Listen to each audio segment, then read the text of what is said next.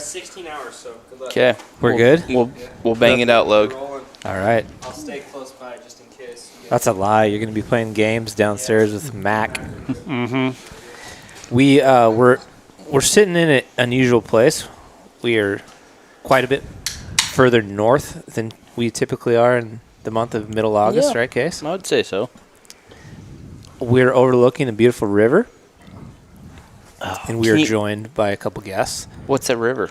I don't know the name. What is it? This is a Chino. Chino River. Yeah.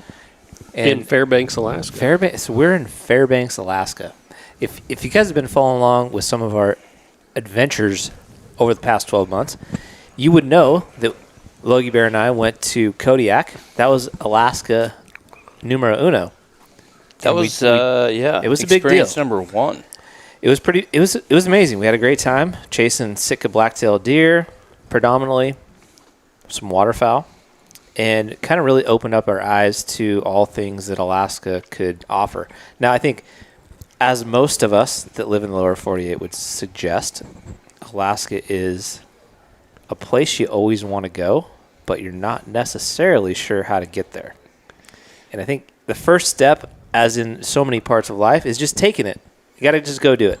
So we did Kodiak, and then more recently, Case, you and Logie Bear did a little fishing adventure. Yeah, we did. We went to Alaska this summer and did some fishing. Which is also on the YouTubes, so you can check that video out. And now we are here. We're just wrapping up quite an adventure. Yeah. And we are joined by our good friend Luke from Weatherby. And if you guys recall, like, we've worked with Weatherby for quite a few years. We were, ironically enough, introduced to the Weatherby crew by Chad Mendez, former UFC fighter. Yep. Good friend of ours, at SHOT Show. I believe maybe 2015 or 16. You're time so frame. good with the numbers. I'm a numbers guy, Case. So I Chad don't know what day it is. Yeah, right Chad now. introduced us to the Weatherby crew, and we've said this a lot, but the people we tend to lean towards working with are those where we trust in the product and we trust in the people. And when we met Adam and the entire crew at Weatherby, and then they made their transition from California to the great state of Wyoming, it's just been a great fit. And some of you may be aware, we launched the Weatherby Vanguard Hush Edition rifle, where we had a chance to kind of collaborate with the guys at Weatherby, come up with a rifle that had like a colorway and some different accents that were stuff that we helped design. And then we picked a selection of options from a cartridge standpoint that were going to be available. And it's been super cool to work with these guys. So one of the greatest things I think about the Weatherby brand is that it's continually, to this day, owned by Weatherby. Mm-hmm. Pretty hard to say. Like, I don't think there's many firearm companies. Luke, you can correct me if I'm wrong. No, there's only a handful of companies in this space that are still family owned. There's not many at all. So we did the Hushlife movie back in 2017, and we went on a great elk hunt with Adam Weatherby, who is the current president, CEO, and the grandson of Roy Weatherby. Yeah. The original founder, which, if you guys are into firearms, Weatherby has a pretty incredible history. Like, when I was a kid growing up, my dad was way into Weatherby. He has a couple shotguns, a rifle, and it was just had this like level of significance that seemed different than other firearm companies. Mm-hmm. And Roy was a real, I mean, is genius too strong of a word? I'd say pioneer. Yeah, he was a pioneer. Pioneer of super fast cartridges. He was a really, really strong marketer. Yeah. And well ahead of his time. I mean, so many of the cartridges that he made in the first 10 years of our company's history are still like some of our top cartridges. Like Name a couple. 257, 300 Weatherby. Yep. I like that one. 257 is still the fastest 25. The 240, like, it's fastest 243. Like, 76 years later, still crushing it. Still crushing. I'll never forget on the hunt we went on with Adam. He was able to take an elk, nice 6-point, after we hunted super hard. And this was, again, Hushlife the movie, if you guys have ever watched it or you care to watch it. And he's like, thanks, Grandpa, because he was shooting 300 Weatherby for so many years ago that he actually came up with that. Yeah. And to your point, Luke, it still resonates today as one of the faster, flatter shooting ones you're going to find. Yeah, we beat ourselves basically with a 3378 Weatherby. That was in the oh man, I'm going to get my dates wrong on that one. That one always throws me for a curveball because it was quite a bit later in our company's history. But 3378 is the fastest production 30 cal, but the 300 Weatherby is probably the most versatile cartridge in our lineup. It's one of those ones where you can kind of like, we get a lot of questions on, hey, what would you recommend? Mm-hmm. So, yeah, just like dating back, like we offer the Hush Weatherby rifle in 5 cartridges, which is their 300 Weatherby, 7mm, 257, 6.5 300, and 6.5 Creed. Yep, there. Thank you. Creed. 6.5 Creed. Which I think the 6.5 Creed is the most popular, if I'm not mistaken. I believe it is, and I think 6.5 300 is right after that. Yep. All great options, but we were invited. This actually was last year to come to Alaska and do a caribou hunt, and there was a lot of things going on in the world. COVID was kind of up and coming at the moment, and so for a lot of reasons, amongst other schedule conflicts, we opted to pass, which in hindsight, it wasn't the greatest option. Yeah, we particularly after they got back into service. We saw pictures. Immediately started sending photos of all the successes, all the great things of what Alaska could provide. Well, there was a lot of things that went sideways with the trip last year. Originally, it was going to be a fly-in, and I think the air service that you guys were going to use, or we were going to use, shut down. Completely. Just was like, hey, because of COVID, I don't have enough clients to cover my insurance, so I'm just not going to do that. The dude was a pilot for Raven Air, which was a big Alaska charter transporter service that went belly up with COVID. And then to your point, Luke, he didn't have the insurance to cover transporting. Yeah. So he just like totally shifted life gears and said, I'm not transporting anymore. I'm going to go do something else to just provide for my family. So Kevin and I looked at a bunch of different options to fly in. Didn't make sense. And eventually you guys kind of landed on this DIY option, and you crushed it. Well, yeah, we landed on this DIY option. We've got a podcast on the trip that we did last year on our Mark the Weatherby podcast. We got some tips from some industry friends. Basically, our plan was to raft down a little ways, a big river, up a small river, hike to the 5-mile mark, and hopefully shoot some caribou. And long story short, our camera guy, one of his bags didn't make it to Fairbanks, so we had a bunch of time to kill. We were at Sportsman's Warehouse. We were talking to the counter guys at the gun counter, and they're like, oh, man, you guys are from Weatherby. What are you doing here? Blah, blah, blah. We're like, hey, we're going to do this DIY caribou hunt. It's going to be awesome. He's like, yeah, my buddy Hook, he runs an airboat up there. He'll take you up the river. We're like, what are you talking about? Airboats? I didn't even think airboats were a thing here. Like, I'm from Texas. They run them in the swamps in Louisiana and all that. So we change our plan based off a 5-minute conversation. We get airboated in. We shoot 3 caribou. We raft out. And then we start sending you guys the pictures. And you're like, no. Yeah, so this is 2020. I blame Casey for the record. 100% it was Casey's fault. He canceled on this trip. I did. I 100% canceled. I was nervous when this COVID thing took off. I was thinking about flying to, not a different country, obviously, but flying to Alaska. You had to do pre-travel testing. Yeah. And it was kind of new at the time. Yeah. I was like, well, I don't want to go somewhere that I can't get back to my family. Yeah. And you guys went and did it. Yeah. You're just trying to say you're like a better husband than us, or what? No, I'm not. I'm saying I wussed out, and it looked amazing. But I have to tell you, like Luke just said, if you guys have not listened to On Your Mark podcast by the Weatherby crew, go listen to it. What's that episode called? I think it's just called the Caribou. edition or something. I can't remember the actual name of it, honestly. So here's my thoughts on that. Like, I had talked to you about it. I talked to Kevin about it. Like, I told you guys, I want to go do a caribou hunt in Alaska. Mm-hmm. I want to go experience it. Like, I'm terrified of bears. I'm terrified of floating.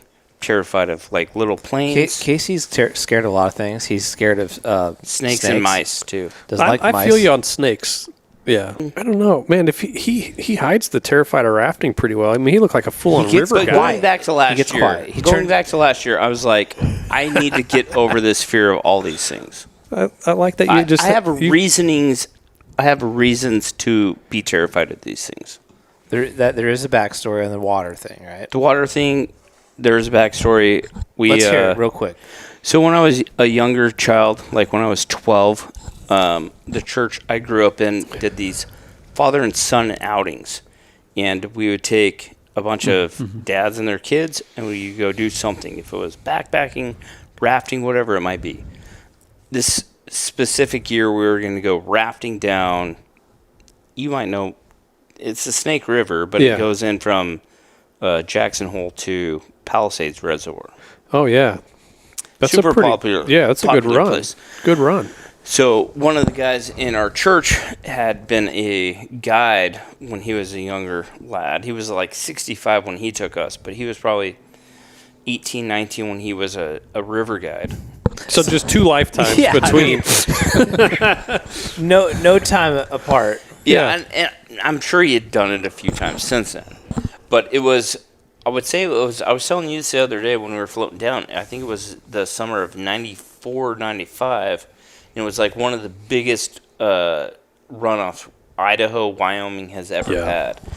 And so we went to start floating down to this father and son outing, like enjoy time with your dad, enjoy time with your son. And we rolled the boat, and it was terrifying. And ever since then, since I was 12, I've been terrified of water, but I love fishing, I love rafting, I love rowing a boat, but I've just never got myself to a point where I want to go do that. Yeah.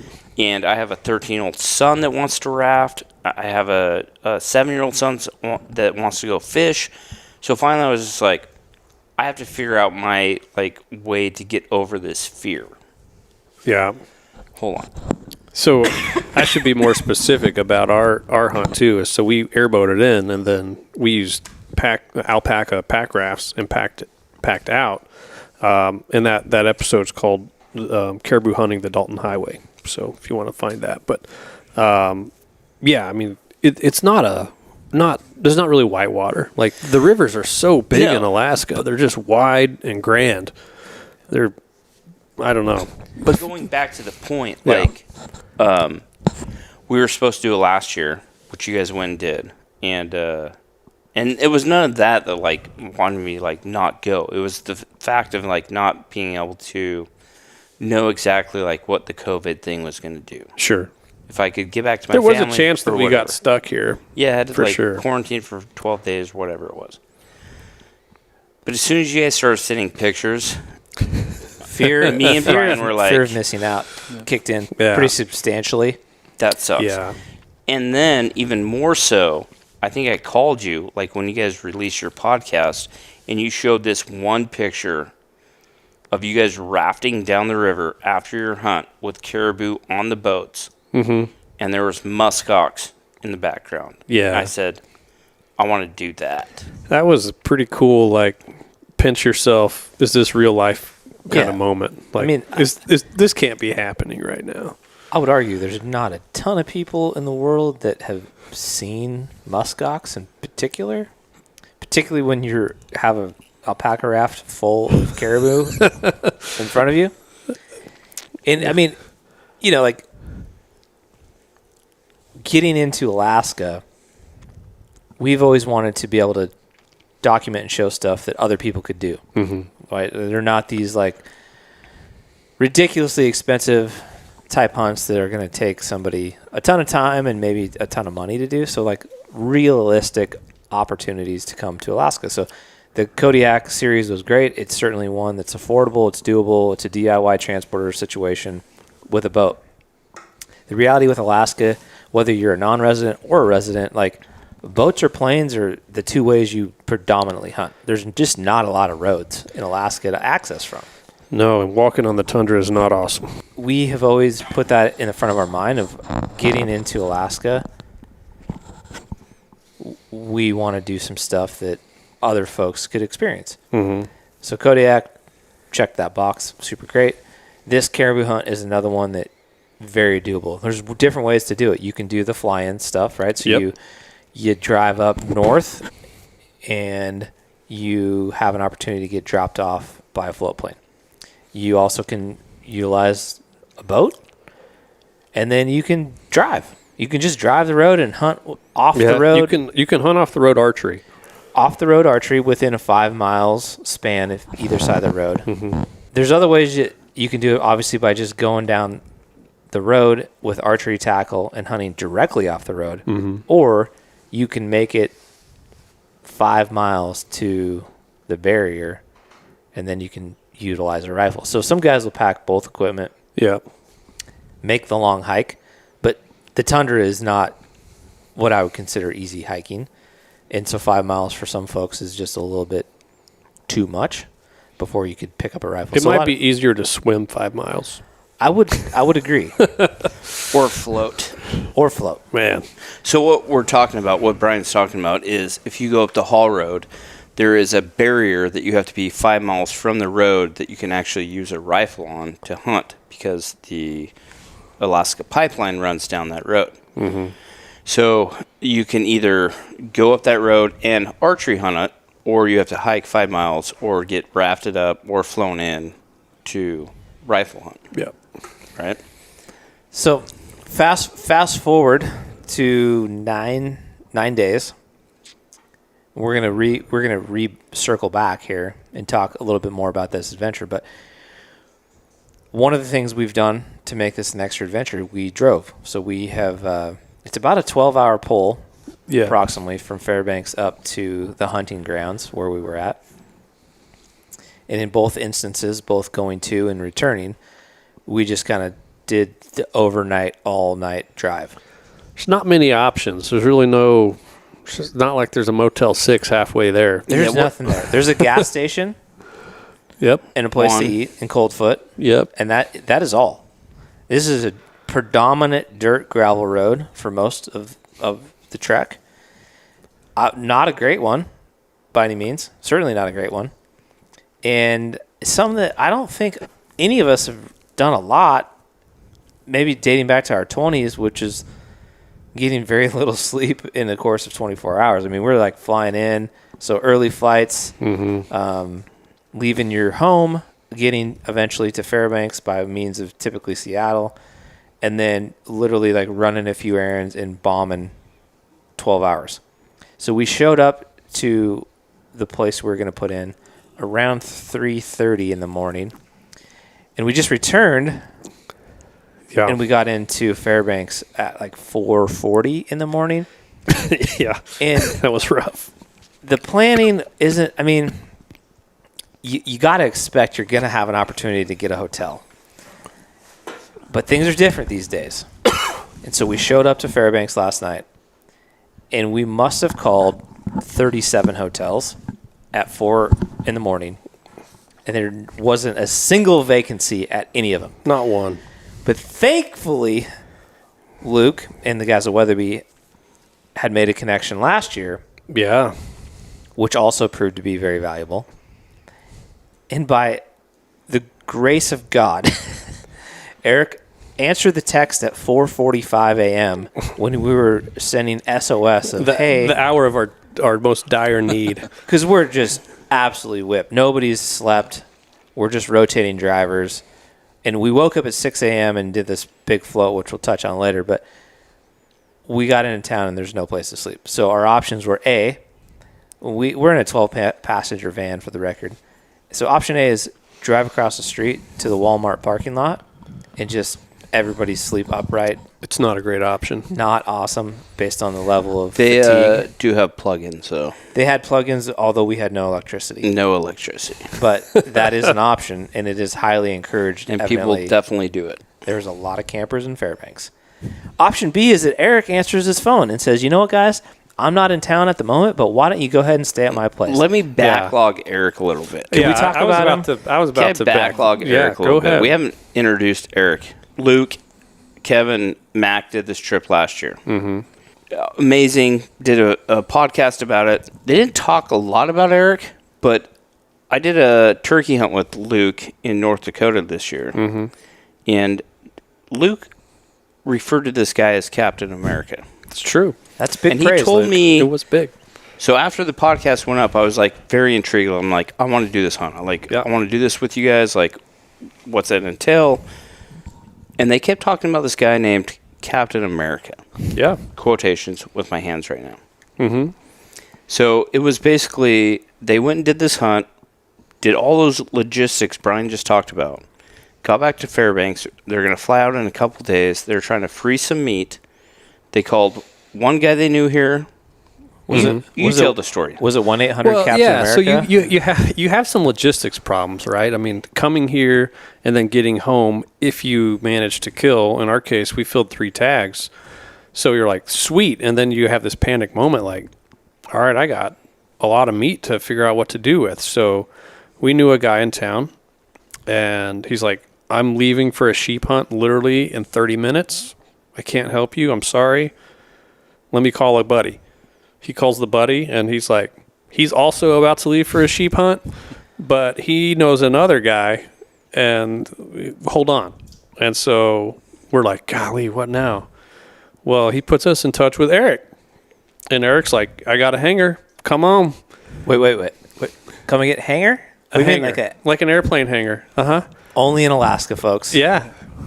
So we're like, we're going to show up to this guy, Eric. We don't know who he is, but apparently he's got some freezer space. And he must be awesome because he's just like letting some random people use this freezer space. And much like this year, we had a massive need. And he just like out of the kindness of his heart is like, yeah, you're welcome to use the freezer space. And then we started talking. And then he was like, hey, I'm going to have a cookout tomorrow. You guys want to come? And we're like, what can we bring? Incredible. So that leads us to Eric, aka Captain America. Captain America. It's very high praise. I don't know that I'm due all of that, but I appreciate it. Eric, welcome to the program. Yeah, I would say you're due all of it based on how you bailed us out last night. That was absolutely clutch. Answered a text at 4:45. It's like, hey, here's where the key is. Yeah. Make it happen. Here's my address. Here's the key. Make yourself at home. Me hanger as Sue hanger. Yeah, I'm not going to be home until 7 p.m. this evening, so take whatever you need and, like, go to town. And when we say it's an airplane hangar, it's an airplane hangar that has been converted partially into a residence. Yeah. And it's about the most Alaskan thing you're ever going to find. And not only is that, there is literally some form of like a Super Cub runway not far from your airport. Like it backs up. Tell us your background real quick, Eric. So how I ended up in Alaska, I've been in Alaska for about 5 years, and the wilderness has always intrigued me growing up in the lower 48, and I always had an itch to get here. And luckily through my employment with the military, they were kind enough to send me up here, and then I said, thanks, I'm not leaving. And then around the time that I was due to transition out, I found this place for sale, and it had a hangar, and I always wanted to fly and get you places in Alaska. Absolutely. And I didn't have the capability to fly, but I was able to find a place that can house planes, and if you do favors for people with planes, maybe they can get you where you want to go, and you can work things out. So, and I think that's like the greatest understatement of Alaska. Yeah. If you don't have a plane or a boat, even if you're a it's resident, like not having a car. you're just not going to get that far. Yeah. You're really not. And like Yeah. we've made several friends from the Alaska range of, places people are living, from Homer to Kodiak to now Fairbanks. And the underlying theme is you gotta have to have access to a plane or a boat. yeah. There's just not many roads, period. Now, there's enough guys can hunt off of, for sure, but if you want to try to get away from people, it's nothing like the lower 48, where you have miles and miles of Forest Service Road or BLM access. It's just very different. And because of that, planes are such a key essential, whether it's a Super Cub or a float plane or whatever. a Cessna 208 to get you to some remote villages, which you can blast off from a boat. It's a very critical component of Alaska. Yeah. And Eric just so happened to kind of maybe reverse engineer this process of like, I want a plane eventually, but I'm going to buy the hangar first. Yeah. If you build it, they will come. The cart was definitely before the horse on that one, for sure. Plus, I mean, bachelor, why would you not live in a giant garage where you can have a pool table and a poker table and snowmobiles and John urinal. boats and four-wheelers and taxidermy, muskox and everything I saw last night? You're living the life. appreciate that. And to paint You've the done picture, it well. Yeah. for those listening, would be essentially picture a ginormous pole barn shop. Yeah. And within that pole barn, you have some built-out spaces of a kitchen, a few bedrooms, some laundry areas, but the overwhelming majority of the square footage is nothing but pure garage goodness. Pure It's true. man room. But you're to leaving it, one like, thing out, leaving one critical thing out, which is a massive Vino hood. And what Oh, lives yeah. under that Vino hood? Nothing but a grill. No A big grill. deal.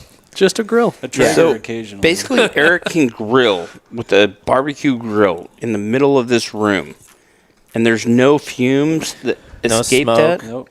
It It just- gets sucked out through yeah. this. It's grill- incredible. This Yeah. It's the greatest Hood. man room, shop, home living I've ever witnessed. So we joked last year that we all had like a man crush on Captain America because we were like heading back down after this like shooting 3 Caribou. We had 3 tags to fill. We did it really quick, and our friend David was with us, and he was a single guy, and he's like, man, if I can just marry a Alaskan like girl, then I can hunt here all the time. Like, how can I live here?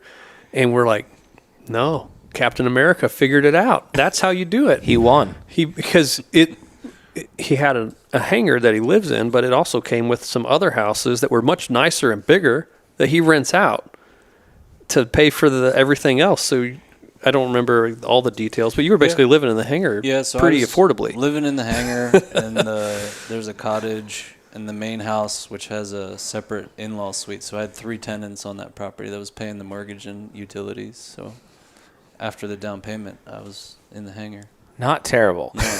We're like, he's got it figured out. And, you know, some of you may be aware of this, but others may not be. As an Alaskan resident, there's a lot of opportunities to hunt some pretty incredible species where you do not have a guide requirement. Correct. Now, to clarify, if you are a non-resident and you want to come to Alaska, there are certain species you must have a guide present, being mountain goat, sheep, Grizzly.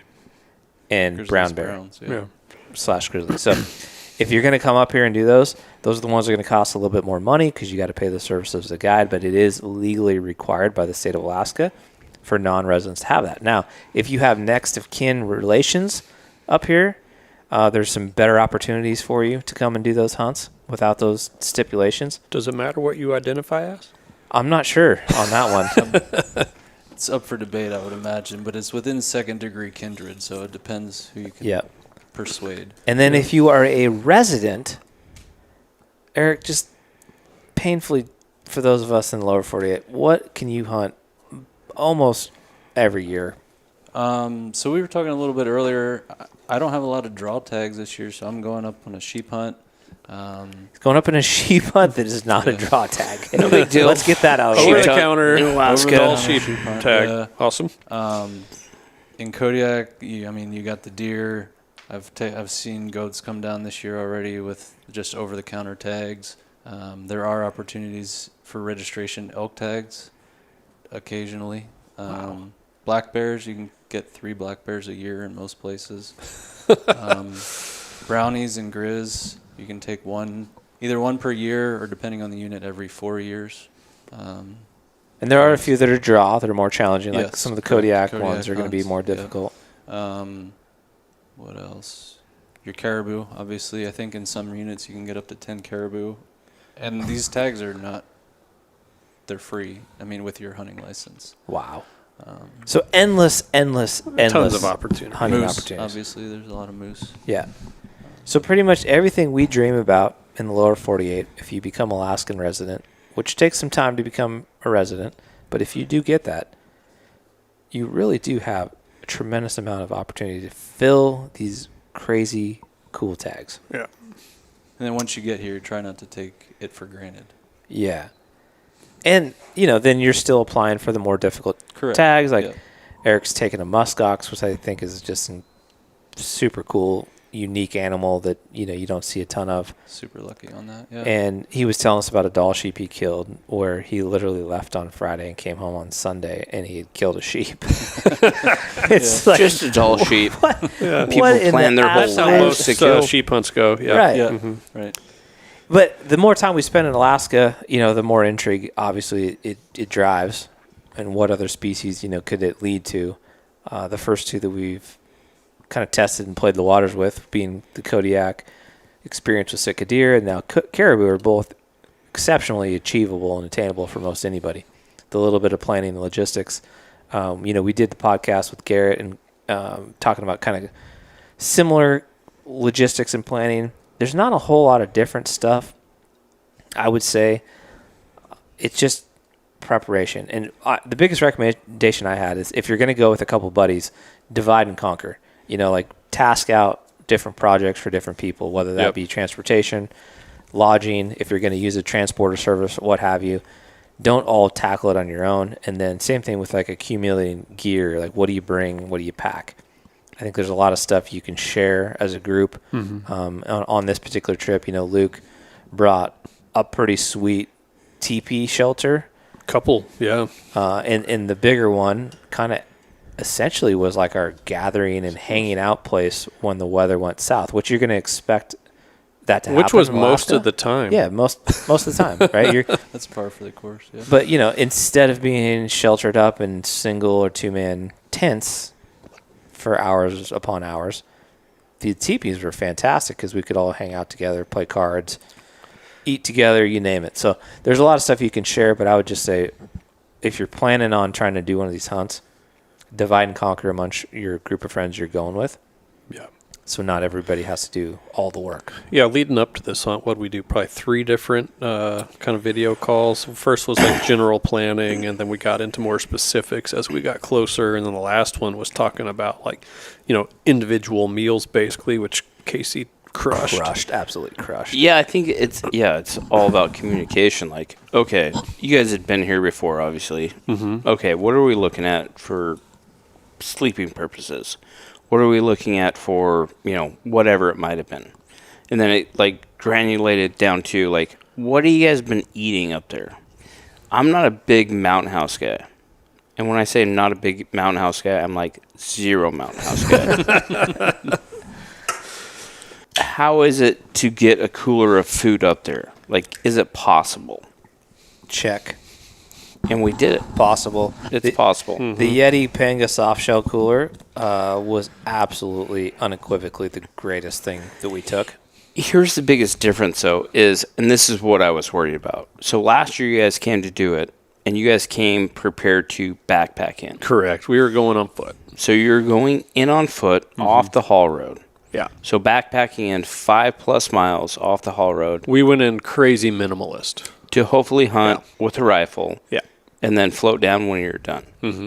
So, no transportation system, no transporter. It was leaving the haul road on foot, getting at least 5 miles, because that's the law. Yep. And then if you were successful or not successful, floating down. Well, that changed at the last minute. It did. And you found Hook from Dead Horse Outfitters, which is awesome. What could he possibly do? Could you you take a giant stove up? Could you take a giant hard-cooled sided Yeti up? Yeah. What I figured out, I went and read everything I could find about Dead Horse Outfitters, everything Hook posted, which he does a phenomenal job of. So I figured out that if we could get food flown up to Alaska, frozen, we could take it up, eat it, and then float it down. Yep. Or float down without the food because we're going to eat it, obviously. That's what we did, and it was awesome. It was so much better than trying to and I'm not 0 mountain house. I don't love them, but I can tolerate them. But oh my gosh, your stuff was amazing. Pre-cooked meals are the ticket on all hunts. with the exception of the true backpack style where you just don't have the space in the weight. But Casey had really fantastic food. It was fantastic. It was good. No, The it chili, was real good. It was the good. soup, the tacos. What do you call it when you're like in the backcountry? You have food that's like the backcountry uplift. the backcountry uplift. Yeah. I like that. Big time uplift. Yeah. It was good, for sure. Because we'll preface it right now, but the hunting wasn't near as great as it was last year. No, it wasn't. It just wasn't. Like No. the hunting was tough. And so we had high expectations just based on the previous year's experience and success that, man, we're going to be up there and we're just going to be picking and choosing on what we're going to shoot, and there's going to be caribou everywhere. And that certainly was not the case. Like, with the exception of the first morning we showed up and we saw one cow caribou from our tent, Yep. we didn't see anything within 2 miles of our camp. Nothing. Nothing. Not a cow, not a calf, nothing. Right. Which is unusual because last year you guys were seeing stuff right from your camp. Yeah, and even when we weren't seeing them right from our camp, we were basically seeing them from our camp, but further down laterally down the same ridge. Sure. And we could see nothing on that first ridge, and we're like, golly, we're just going to have to go over that ridge. And last year we were like, that ridge is far. Why would we go up that? That seems like a lot of work. And the way I would describe it is you can see, if the weather's clear, almost infinitely. Like it's so flat and barren ground. Hence Yes. the name of the caribou herd or the caribou. It's species. flat enough. You have to get some sort of angle, I would say. You need a little elevation, Which there's a couple. There's not a ton of topography, but just enough to where you can get up and see 30 feet in elevation does a ton for you. Exactly. Yeah. It And does you everything. can glass with good optics for 10 miles probably, I would say. Yeah. And so when we were there, we just weren't seeing anything from glassing point number one. Certainly nothing from camp. Glassing point number one turned up maybe 1 or 2 caribou, and so we had to continually push further back into the tundra. Which, if you looked at a picture of it or you saw a video of it, you're going to think that looks absolutely cake. Walking through a field. Yeah, like no big deal, right? Which, to a degree, there is no elevation gain, so that's not difficult. You're not at a high elevation in period. You're going to be around 700 feet on average, typically. But aside from that, every single step you take for the entirety of your hunt on the tundra is not stable. The only, I don't know what the best way to describe it is, but every stabilizer muscle within your foot, your ankle, your tibialis, your freaking IT bands, your glutes, everything is being exercised. My hips hurt. Yeah. Unlike anything I think you've ever experienced. And we've hunted a bunch of different places where, like in New Mexico, there's a bunch of places where the ground is super challenging and difficult to walk on. But this is just different. It's like there's a give to it to where it feels like you're post-holing through snow. And just this instability of every step where you're just constantly having to exercise muscles you probably normally don't. I think the best word to describe it, I think Logan brought it up, is defeating. It's defeating. It's defeating. It's very defeating. Like, imagine you fill a swimming pool full of half-inflated volleyballs. Yep. And then throw a tarp over that. For sure. And then you try to walk across that. It's very, very weird. And it's funny because we saw a couple guys hiking out the very first day we showed up, and we're like, my goodness, they are just going so slow. Like, what? They must be wiped. And then by about day 3, after we just done like a 5-miler and 8-miler, we're in the same boat that they're in now. We're traveling at a snail's pace. But it's just it's different. So Casey's food was it was incredible because we weren't cracking mountain houses. We're coming home to home cooking. Home cooked meals. Yes. It was fantastic. And so we bought a little 1-burner butane stove, which was incredible. It was cheap, but it's certainly effective. We brought in a couple like light backpacking ultralight pots and pans. We had plenty of water in the river that we were camped on to filter. Mm-hmm. So the real beauty ingredient was the home cooked meals. So Casey pre-cooked, I think about 4 days worth of meals. 4 or 5. I thought Breakfast we were going to be able to burritos. get rid of, or like be good for a couple more, but we ate We crush it. We ate well. We went to town on them. Well, we were kind of discouraged because the hunting was fairly poor. Yeah. So the meals were fantastic. The sleeping arrangements were solid. So we ran 2 teepee shelters, and we ran 1 2-man tent. Mm-hmm.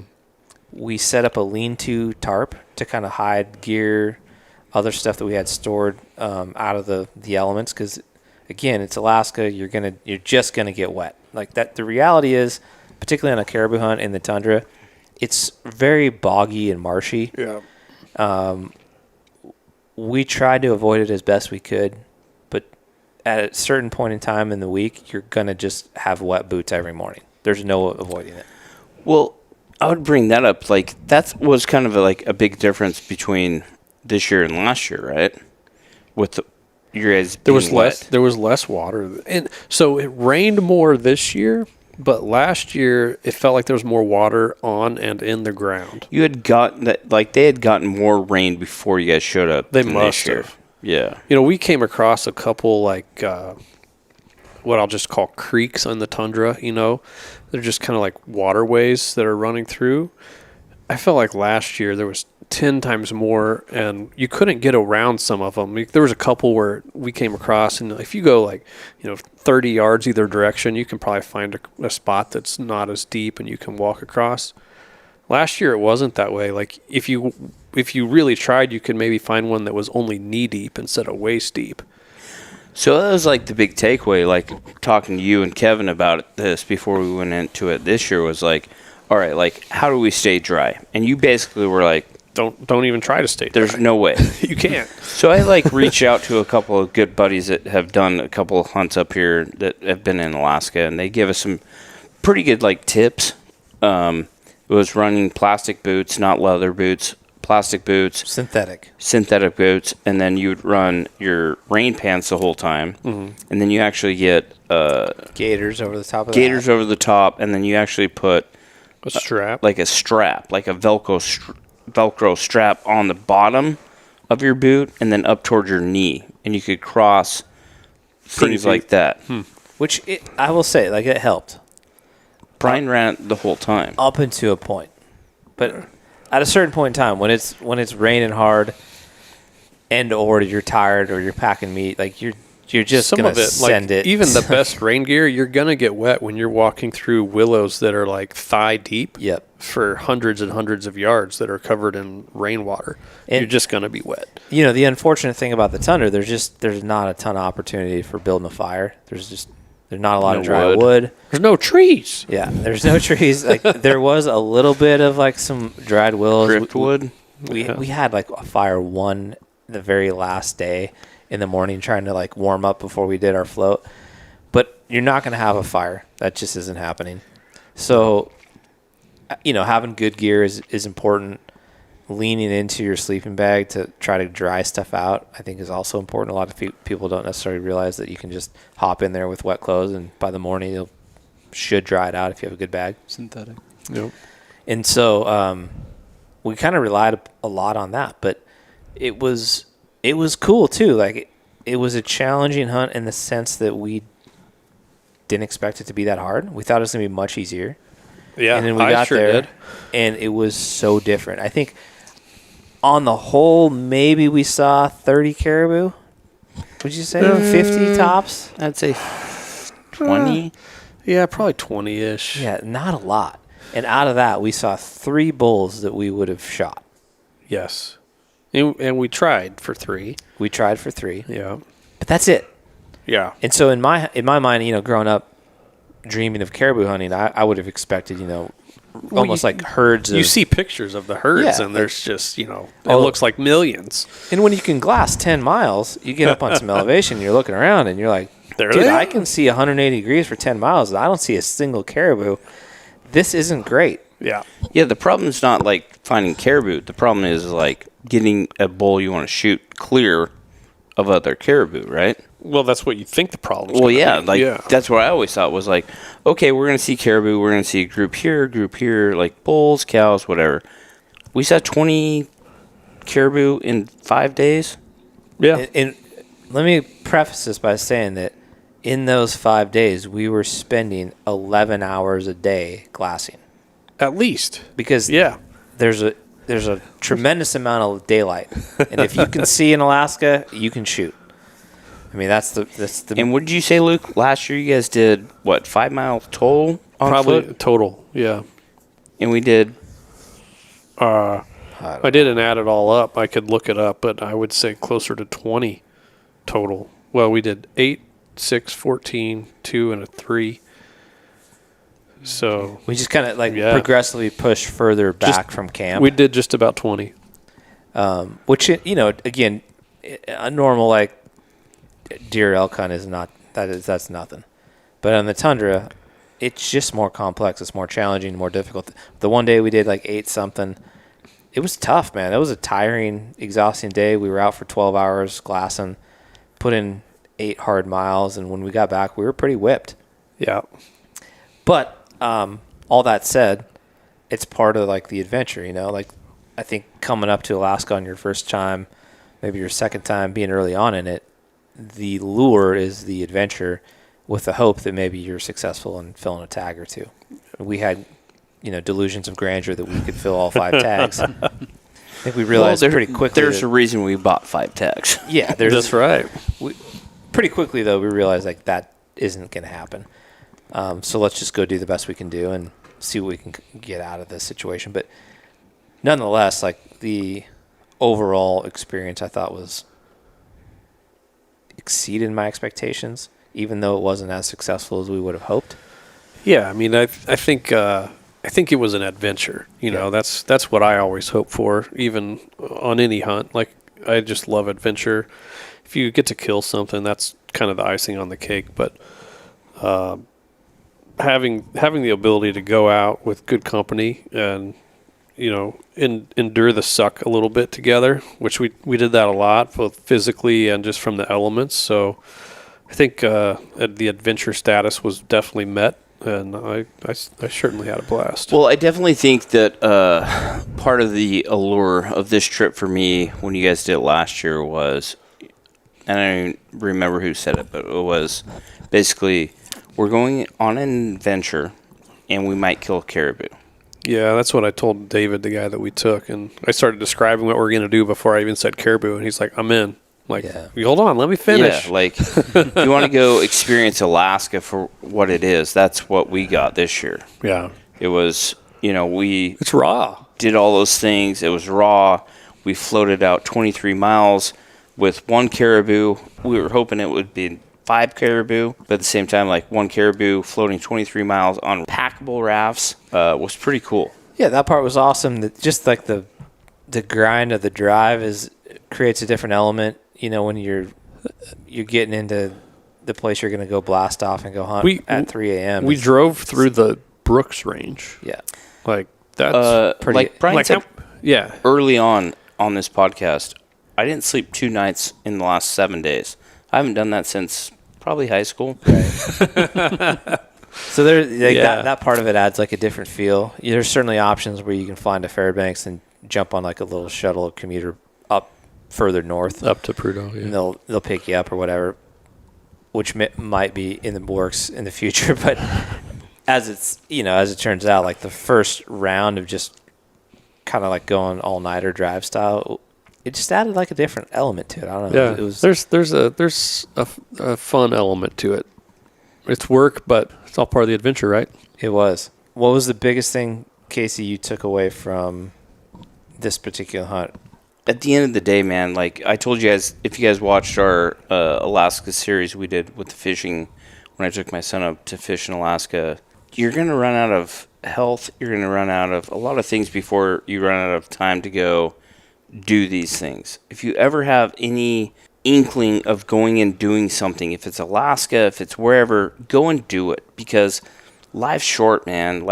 On those boats yesterday and looking back and seeing Brian with his caribou, seeing my buddies just floating out on their rafts, seeing the Brooks Range in the background. I had thought about this stuff since I was a young kid. I thought about this stuff since Gordon Eastman was making movies. Mm-hmm. I told I told Hook this going in. I'm I feel like I'm on a Gordon Eastman movie. he was doing this stuff in the 70s and recording it. And when I was a kid, I watched it. I was like, I want to do that. There are certain things in your life that if you have thought about and you've strived to do, don't make excuses not to do them. Luke, how about you? Takeaway part 2 for you. So, yeah, it's a great question. I really enjoyed having had been here last year and you guys not doing so. I felt, I mean, I'm very far from a guide, but I felt somewhat guide-like in that, like, hey, I've done this once before, so I know everything, but I just really enjoyed the experience of you guys seeing what I enjoyed so much last year for the first time and almost getting to relive that first time thing through you guys seeing it. And my favorite part of the whole trip last year was the raft out. It just was a blast. And I think at one point you guys were like, can Hook just come pick us up so we don't have to raft down? And I'm like, no, the raft out's going to be awesome. And I can't even remember how many times you, Casey, Brian, and Logan all said, like, this is amazing. Like, we're basically getting paid to do this right now. Yeah. And that raft out, to me, like, I love the river. I love the water. But making, or whatever you want to call, making other people experience that, like, I love that. That was awesome. I will say, like, the raft trip was super cool. New to us for sure. And just super peaceful. Like a great way to end the trip. Yeah. Regardless, we put in a lot of effort. We were super, fortunate in the sense that we were able to fill a tag. We had an opportunity on another tag and maybe one more opportunity that we almost capitalized on after a bunch of days hunting. But floating down that river, and we got just like the most glorious day you could ever ask for in the North Slope. It was a beautiful sunny day. Yeah. The Brooks Range just got dumped on with snow the previous 2 days. A fresh 10 inches of snow up there, solid white. It was just like a high of 55 or something, sunny, just fantastic. You couldn't ask for better. Eric's cringing because he's headed up there like in 3 days to go hunt sheep. Exactly. Well, with any luck, Eric, the weather has passed and you'll be in a better situation. Because we were thinking as we were floating down, like, I feel for the guys that are up there right now sheep hunting. Yeah. Getting absolutely pounded. But the trip down the river was really peaceful and kind of surreal to a degree. It was. That was exceptionally fun. For me, my dad went on a caribou hunt when I was a senior in high school. It was 1995. And he went to Quebec, Canada, and did his very first adventure hunt. He was 40 years old, and he went with his cousin Roger, and they were able to get a couple caribou. He has that caribou today mounted in his... That was the picture you showed us? Yeah, I thought that was cool you had that picture. And I have that photo saved of him back then, so it was kind of full circle for me to be able to go do my own caribou hunt. And I was fortunate enough to be able to fill the tag, the one tag that we got this year. And that's another component of it. It's like when you go on these group hunts and you have a number of tag holders, like everybody has the hope that they're going to be the one that gets to kill something. They get to fill the tag. And I'll just say it now, like it's a team tag. It truly is, because when you're in a situation where there's just so few opportunities presented, it's a team effort to who's going to sacrifice for somebody else to experience success. And Luke and Mac have done it before. They both, I know, wanted to get a caribou. Logan had a tag, Casey had a tag, and ultimately for me to be able to eventually have the success was just super humbling, because I know there's 4 other guys right on my shoulder that would have loved to have pulled the trigger. And so that just sticks out, man. I think anytime you go on these trips, whether it's with your family or with your friends, it really is like a team atmosphere when you're with a group of folks. And sometimes you're going to be the guy that pulls the trigger, and sometimes you're not. And I know for me, historically over the years, as I get older, it doesn't matter as much about me filling my own tags is just about being a part of the process and experiencing incredible hunts, whether it's, Casey's daughter Braylee killing a ginormous elk as a teenager, or being with him and Gage, his son, when he killed his first elk. Like, those stand out in my mind as some of the most priceless hunts I've been on in the last 5 years. And I'm not carrying a tag, but I love the process equally. So Sure. in this instance, I was lucky enough to get a great caribou, and super fortunate, and really just appreciative to be invited by Luke, and then also to be essentially said, hey, you're up, go take a crack at it. So those are the couple things that really stand out to me from this past trip, just aside from the camaraderie and the newness of it. Whether I think a lot of people have talked about it, but I'm sure Eric can attest to this too, for as much experience as he's had hunting Alaska the last 5 years. But the more difficult, whether it's mentally or physically, that hunt is, the more it resonates with you for Yeah, for sure. reflection. And it doesn't have to be physical or it's the logistics or the weather or the conditions. It's the journey. It's cliche, but part of it is the journey, right? For sure. And sometimes, I was talking to someone else. If there's a day that you could harvest an animal on any hunt, you always hope it's the last day. Yeah. Yeah. But we've always had a saying that, like, your last day of hunting is better than your first. And for a lot of reasons. I think you develop more knowledge and insight about the species you're chasing in that particular location.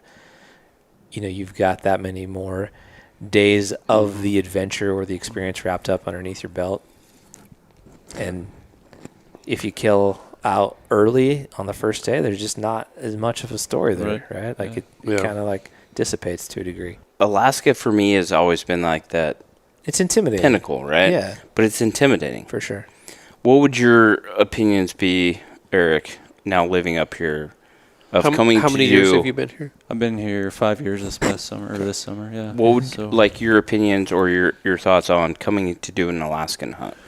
Well, like we were saying earlier, decide what you want to do, I guess, or at least a couple options, and then dive into it with your friends or somebody and figure out step one is just taking that first step, right?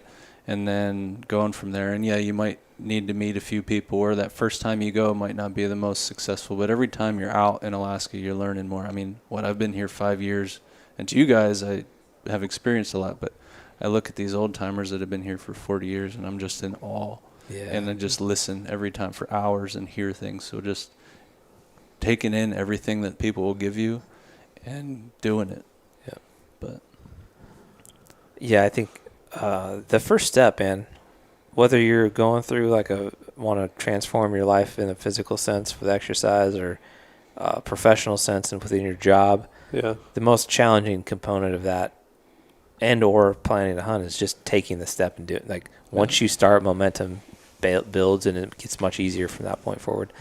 So that first step is so critical and important. But to Casey's point, if you have always wanted to come to Alaska, or maybe you've wanted to go to Colorado and chase mule deer, or Wyoming and hunt elk. There's nothing in Wyoming. Stay out. there's also nothing in Alaska. Yeah, exactly. Whatever that might be, though, like, unequivocally figure it out. The ferret hunting's pretty good in Wyoming. I've heard I've heard there's Phenomenal. some Boone Crockett's. Yeah. Make it happen. Make it happen. We would encourage you to go watch this most recent Alaska hunt on our YouTube channel if you have not caught it already. Big kudos to Logan and Mac from Weatherby, who captured all the beautiful scenery and footage and put this stuff together. And then, as a shameless plug, if you are interested in a firearm, we could not encourage you more to look into Weatherby. Again, it's family-owned, 76 years in business. Roy was an incredible founder, and Adam continues to hold the legacy as his grandson today. They've got a great group of folks that work there. They're in the beautiful town of Sheridan, Wyoming, and they really make a beautiful firearm. So make sure you check out Weatherby.com, and if you're interested in the Hush Edition Vanguard, you can click underneath rifles. It'll drop you down to the Hush Vanguard rifle. Check that out as well, and we will catch everyone on the next episode of the Hushlife podcast. Fall is here, man. Fall is here. Fall is here.